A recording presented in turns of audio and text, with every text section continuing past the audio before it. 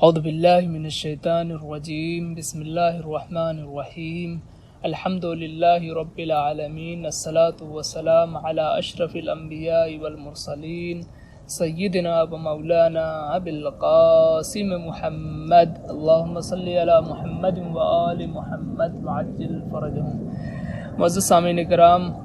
آج کی ہماری گفتگو کا عنوان حضرت نوح علیہ السلام کے حوالے سے ہے کہ کس طرح سے جناب نوح علیہ السلام نے اپنی کشتی کو مکمل طور سے محفوظ طرح سے بچا کر گھاٹ تک پہنچانے کے لیے اہل بیت علیہ السلام کا واسطہ اور ان کا سہارا لیا، اور کس طرح سے اہل بیت علیہ السلام کے سہارے سے وہ محفوظ ہو سکے اور وہ پانی کے دھاراؤں سے بچ سکے۔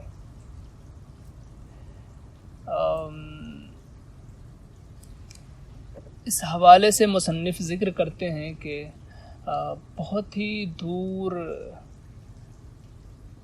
تقریباً آج سے 73 سال پہلے، روس کے کسی علاقے میں افغان میں ایک بہت ہی بوسیدہ ایک تختی برآمد ہوئی، نکالی گئی۔ جب اس تختی کو دیکھا گیا تو لوگوں نے بہت ہی تعجب کیا، اور جب تعجب کیا تو وہاں کچھ محققین پہنچے، اور پہنچنے کے بعد اس تختی پر تقریباً سال بھر تک ریسرچ کی، تفتیش کی گئی، تو معلوم یہ ہوا کہ اس تختی کا تعلق، اس لکڑی کا تعلق جناب نوح علیہ السلام کی کشتی سے ہے، جو کہ کوہ جودی پہ ٹھہری ہوئی تھی۔ پھر اس کے بعد 1 سال تک اور تحقیق ہوئی۔ جب 1 سال تک اور اس تختی کے بارے میں تحقیق ہوئی تو معلوم یہ ہوا کہ اس تختی پر جو کچھ عبارتیں کندہ ہیں، وہ عبارت کوئی عام عبارت نہیں، بلکہ پنجتن پاک علیہ السلام کے اسماء کندہ ہیں، لکھے ہوئے ہیں۔ پھر اس عبارت کا ترجمہ تقریباً روسی زبان میں کیا گیا، جس سے یہ معلوم ہوا کہ یہ عبارت جو اس تختی پر مذکور ہیں، مکتوب ہیں، وہ پنجتن پاک علیہ السلام کے اسماء ہیں۔ یعنی جناب نوح علیہ السلام نے اس تختی پر پنجتن پاک علیہ السلام کے اسماء کو لکھ کر شاید اس لیے رکھا ہو کہ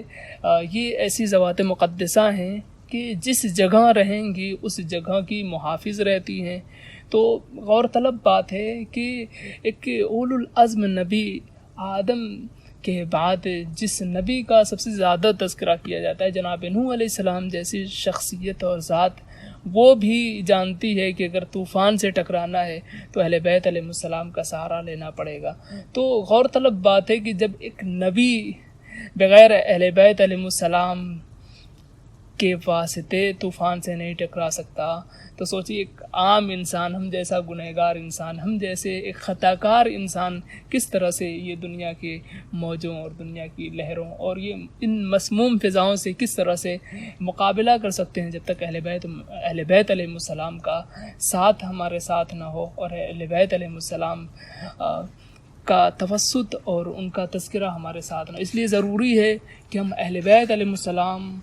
کا ذکر ہر جگہ رکھیں اور ہر جگہ کریں، اور ہر جگہ ان کو یاد رکھیں، چاہے نماز ہو، روزہ ہو، حج ہو، زکوٰۃ ہو، کوئی بھی عمل ہو، کوئی بھی فعل ہو، کیونکہ یہ وہ ذات ہیں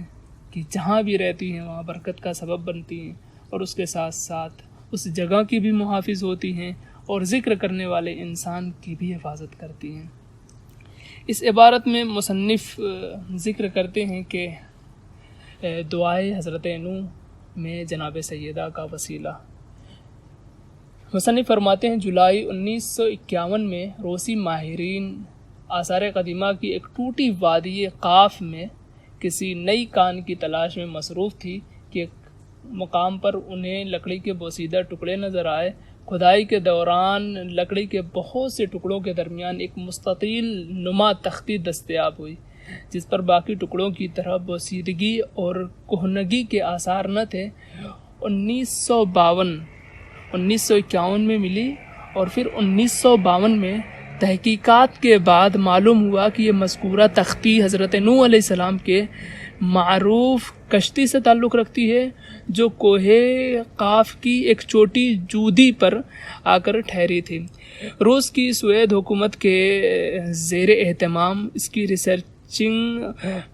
ڈپارٹمنٹ نے مذکورہ تختی کی تحقیق کے لیے ماہرین آثار قدیمہ کا ایک بورڈ قائم کیا، جس نے 27 فروری 1953 تقریباً تحقیق کے ایک سال بعد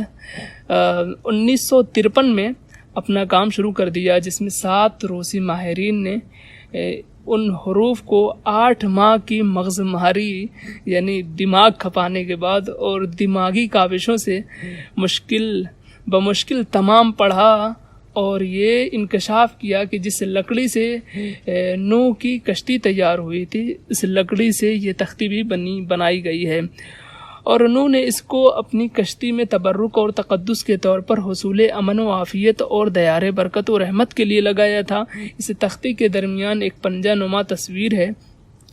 جس پر قدیم سامانی زبان میں ایک مختصر سی عبارت اور کچھ متبرک نام مرقوم ہیں، جس کو انہوں نے ایک روسی تلفظ میں یوں منتقل کیا جو اردو لہجے میں درج ذیل ہیں۔ چونکہ یہ الفاظ بہت سخت ہیں، اس لیے توجہ کریے گا کہ یہ نام جو انہوں نے ذکر کیا اس تختی سے اپنی روسی زبان میں وہ اس طرح سے ہیں: ابخنا الہم ایقل بیدج نوریک بن زیشاؤ محمدہ ایلیا شبرا شبیرہ فاطمہ غقیو مابیون افیقوا ابکاری نازونہ طلابیور نہتربی باش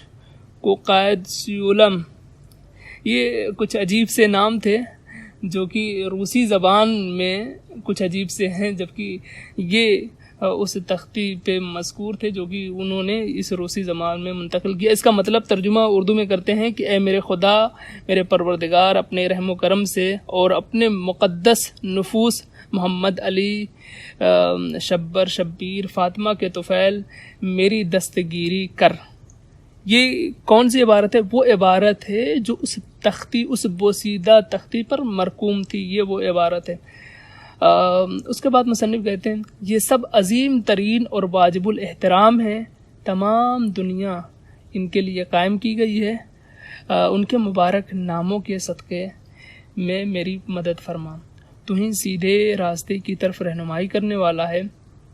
اور اس تختی کے بارے میں مصنف کہتے ہیں کہ یہ تختی اب بھی روس کے مرکز آثار و تحقیقات ماسکو میں محفوظ ہے۔ تو ان پوری عبارت سے جو کہ جناب نوح علیہ السلام